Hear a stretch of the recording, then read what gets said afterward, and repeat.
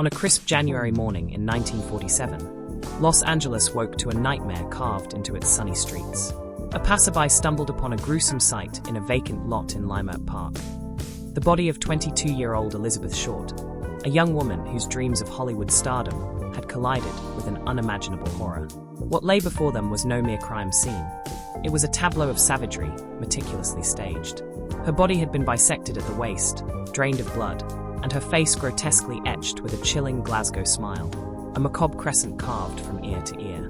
It was as if the city's glittering veneer had cracked, revealing its darkest secrets.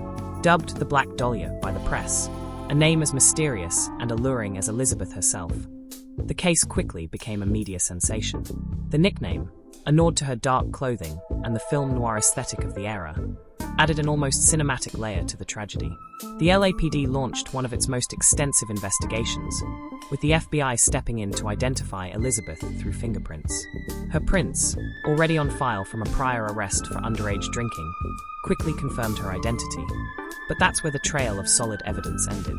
In a city where dreams and darkness danced together, the investigation became a labyrinth. Detectives followed over 150 leads, questioning everyone from neighborhood drifters to high society physicians.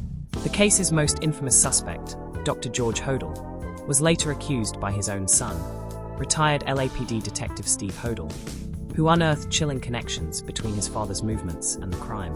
Hodel's name, much like the case itself, has become a permanent fixture in the pantheon of Hollywood's most sinister legends.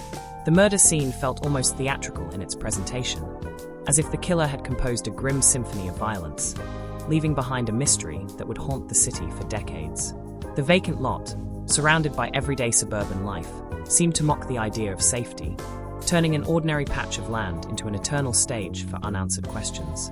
As the decades passed, the case transformed from a cold file to a cultural phenomenon, inspiring countless books, films, and theories.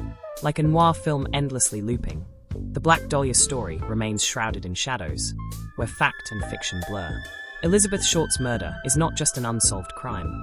It's a ghostly echo of Hollywood's golden age, reminding us that beneath the city's polished facade lies a heart of unrelenting mystery. Who killed the Black Dahlia? Perhaps we'll never know. But her story lives on, a haunting reminder that even in the city of angels, the devil hides in plain sight.